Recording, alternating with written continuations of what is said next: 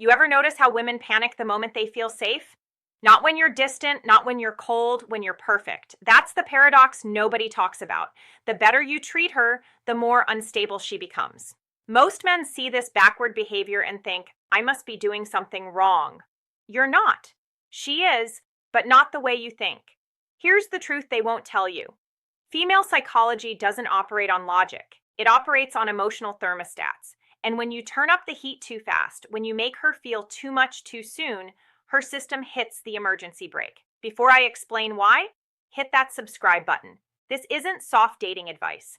This is the neuroscience of why she runs when she should stay. If you want to stop being confused by her contradictions, that button is your access code. Now, let me show you what's really happening. Picture this scenario because I know you have lived it. You and her just had an incredible date. You connected on a soul level. She told you about her fears, her childhood, her old scars. The chemistry was undeniable. You went home buzzing, thinking, this is it, we just leveled up. But the next morning, she disappears. Or she becomes distant, polite, almost like a stranger. Why? The male logic operates in a straight line. Great connection equals acceleration. If the date was good, we move faster. But female psychology, especially for women with emotional depth, operates like a wave. High intensity equals a need to retreat and rebalance. When a woman opens her heart too quickly or too deeply to you, her nervous system immediately triggers a red alert. In psychology, we view this as a reaction to a threat to autonomy. The moment she showed you her true self, she felt emotionally naked in front of you. That is a terrifyingly unsafe position to be in. She feels like she just handed you a loaded weapon that could destroy her. So, what is the natural biological response? To retreat, to pull back into her shell, to put her armor back on. This coldness is not an act of rejecting you. It is an act of protecting herself. She needs time to process the sheer intensity of the emotions that just occurred. She needs to reassure herself, I am still okay. I am still in control. I am not going to be swallowed whole by this feeling. But this is where the tragedy happens. Men do not understand the concept of a vulnerability hangover. You see her close the door, and what do? You start banging on it. You text her, is everything okay? Did I do something wrong? Why are you acting weird? You are trying to use logic to solve an emotional problem. And that action, despite your good intentions, is exactly what kills the romance. When she is gasping for air after diving too deep into the ocean of emotion, you running over and demanding attention is like pushing her head back under the water. You turn her need for a little space into a desperate need to escape your pressure. Remember this, true intimacy is scary. For a woman who values her heart, admitting she is emotionally dependent on a man is a massive risk. So the next time she goes cold right after a moment of intense heat, do not view it as a punishment. View it as halftime. She just played her heart out in the first half, and now she needs to go to the locker room to recover before the next round. If you are masculine enough to stand firm and wait outside that door without screaming or panicking, she will walk back out with more passion than before. But if you break that door down, the game is over immediately. However, pulling away doesn't just happen after intimacy. Sometimes it shows up in a more subtle, maddening form that I call the loud silence. Now, let's talk about the silence itself. To a man, silence is a void. It is the absence of data. When she stops texting, you look at your phone and see nothing. But to a woman who is emotionally invested, silence is not empty. It is heavy. It is actually an emotional traffic jam. The competitor might tell you she is overthinking because she loves you. That is too simple. Let's look at the mechanics of analysis paralysis. Think about how you text a friend you don't really care about. You type it out, hit send, and throw your phone on the couch. You don't care if there's a typo. You don't care if it sounds cool. You have zero emotional attachment to the outcome. Indifference is sloppy. Indifference is easy. But when a woman is deeply attached to you, the stakes are suddenly sky high.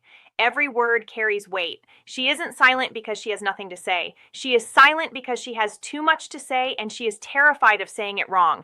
She types a message, deletes it. She types it again but tries to sound more casual, deletes it. She waits 3 hours so she doesn't look desperate, then realizes 3 hours is too long and she looks rude, so she freezes. This is what I call the perfectionism trap.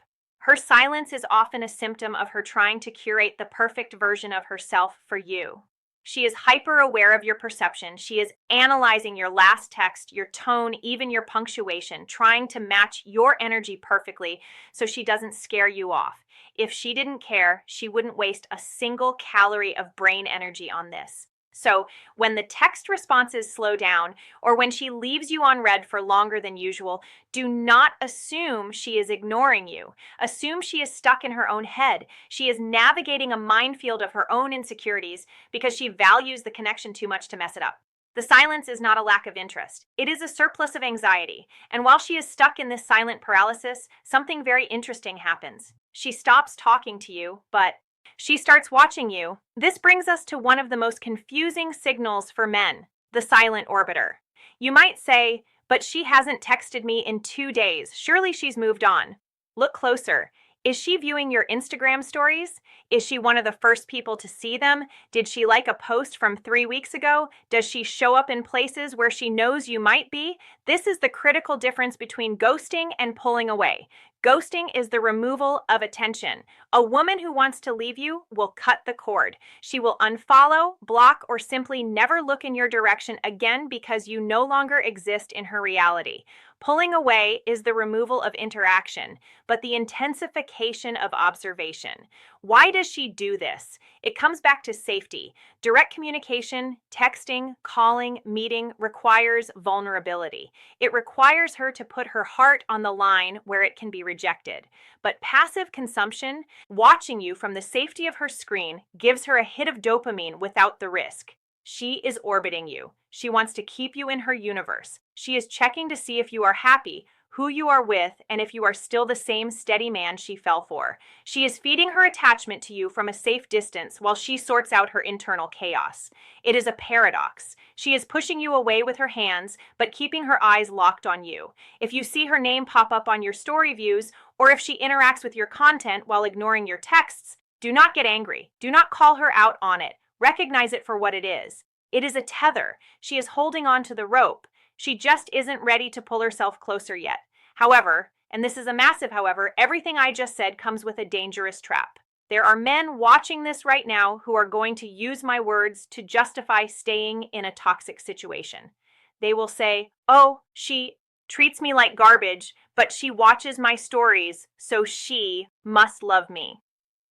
No, that is how you lose your dignity. We need to pause the psychology lesson and do a reality check because there is a difference between a woman who is scared and a woman who is just using you for attention. And if you can't tell them apart, you are not being patient. You are being played. Let's talk about how to filter the truth from the noise. We need to filter the women who are pulling away out of fear from the women who are just using you for attention. Breadcrumbing.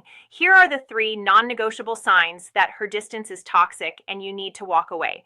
Filter 1, the quality of the return. When a woman pulls away because she is overwhelmed, she eventually comes back. But how does she come back? Does she come back with warmth? Does she seem relieved to reconnect? Does she try to make up for the silence with affection? That is fear. Or does she come back only when she's bored? Does she come back at 2 a.m.? Does she come back asking for a favor? That is not attachment. That is exploitation. She is checking if you are still on the hook. Filter 2, the accountability factor. When you eventually reconnect and you mention the distance calmly, what does she do? A woman who values you will feel bad. She might say, I'm so sorry, I've just been in a weird headspace. She acknowledges the gap. A manipulator will gaslight you. She will say, you're crazy. I wasn't distant. You're just needy. If she makes you feel guilty for noticing her absence, that is a red flag the size of a billboard. Filter 3, the investment ratio. Look at the relationship outside of the cold periods. When things are good, is she actually investing? Does she ask about your life? Does she do things for you? Or is the relationship entirely centered around her needs, her moods, and her schedule? If she fails these tests, if she is cold, unaccountable, and selfish, turn this video off. She isn't pulling away because she loves you. She is pulling away because she doesn't respect you. Have the self-respect to close the door. But if she passes these tests, if she is kind, caring, and genuine, but just prone to these sudden shutdowns, then you are dealing with something deeper. You are dealing with the psychology of self-sabotage. If she is a good woman, why would she ruin a good thing? It defies logic. You treat her better than her exes. You listen. You are stable. So why is she running? In psychology, we call this the upper limit problem. Every human being has an internal thermostat for how much happiness and love they can tolerate. It sounds crazy, but many people are not comfortable with being treated well. If she grew up in chaos, or if she has a history of toxic relationships, her baseline setting is struggle. Chaos feels familiar. Peace feels foreign. So, when you come along and offer her consistent, healthy, unconditional love, you push her above her upper limit of happiness. Her subconscious mind starts screaming, "This is too good to be true. The other shoe is going to drop. I need to get back to safety." How does she get back to safety? She sabotages. She pulls away. She creates distance. She might even pick a fight over something stupid. She is unconsciously trying to bring the relationship's happiness level back down to a zone where she feels comfortable, which is often a zone of mild anxiety and distance. She isn't rejecting you because you are not enough. She is rejecting the intimacy because it is too much. She is looking at you and thinking, "He is amazing. If I let him in completely and he leaves, it will destroy me. So I better push him away a little bit just to prove I can survive without him." It is a twisted form of survival logic. Understanding this changes everything. You stop taking her distance as a personal insult. You realize that you aren't fighting against her. You are fighting against her past programming. But knowing this is only half the battle. The real question is, how do you break this cycle without breaking yourself? Most men try to fix her. They try to be the therapist. That fails. Other men get angry and punish her. That also fails. To handle a woman who is sabotaging out of fear, you need a strategy that is counterintuitive. You need to become unshakable. I call this the lighthouse strategy. Think about a lighthouse. It stands on the edge of the jagged rocks. The ocean is chaotic. The waves are crashing. The storm is raging. Does the lighthouse run out into the ocean to chase the ships? No. Does the lighthouse turn off its light because the ships are far away? No. It stays grounded. It shines its light consistently. And because it is stable, the ships eventually find their way back to it when the storm clears. Here is your 3-step tactical plan to be the lighthouse. Step 1, the mirror of stasis. When she pulls back, your instinct is to lean forward to close the gap. Do not do that. But also do not pull back out of anger to, quote, punish her. If you chase, you look needy. If you run away, you look bitter. Both prove that she controls your emotional state. Instead, you stand still. You mirror her energy, not her distance.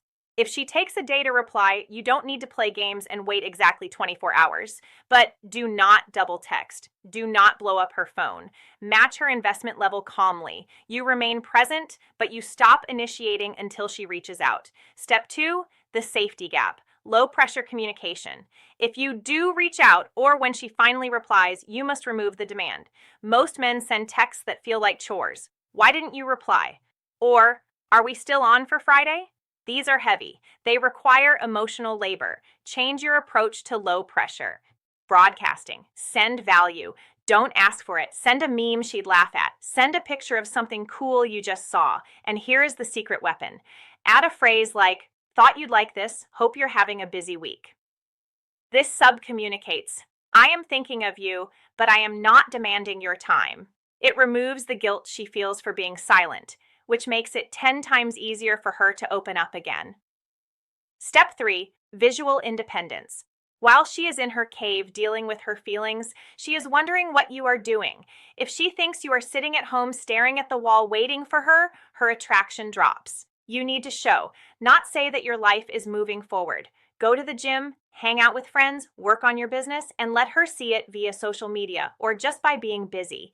When she sees that you are happy and thriving without her constant validation, it triggers a primal fear of loss.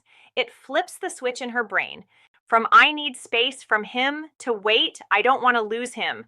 This brings us to the final most important point. This is the difference between boys and men. When a woman pulls away, she is often unconsciously running a test. She is testing your emotional leadership. She is the ocean, chaotic, fluid, changing with the wind. She wants to know if you are the mountain, solid, unmovable, and permanent. If her bad mood ruins your day, you failed the test. If her silence makes you insecure, you failed the test. If her hesitation makes you lash out, you failed the test. She cannot lean on you if you crumble the moment she stops holding you up. The woman who pulls away out of fear is looking for safety. She wants to know that no matter how crazy her internal world gets, you are the rock that doesn't move. When you apply the lighthouse strategy, when you remain calm, warm, and independent despite her distance, you are proving to her that you are stronger than her chaos. You are proving that you are a safe harbor. And that is the moment the dynamic shifts. That is the moment she stops running from you and starts running to you. Because in a world full of weak men who panic at the first sign of trouble, a man who can master his own emotions is the rarest, most addictive thing she will ever find. If she is pulling away, it hurts. I know, but it is not the end. It is an opportunity. It is a moment for you to distinguish between a toxic woman who is playing games and a good woman who is battling her own fears. And more importantly, it is a moment for you to prove to yourself that your self-worth does not depend on a text message. Be the lighthouse. Let her navigate her storm. If she is the right one, she will look for your light and she will come back harder, faster, and more in love than before. And if she doesn't, you are still standing tall, shining bright, ready for the ship that actually deserves to dock in your harbor. If you want to stop guessing and start understanding the hidden language of female dynamics, if you want the unfair advantage that 99% of men will never have, then you need to be here.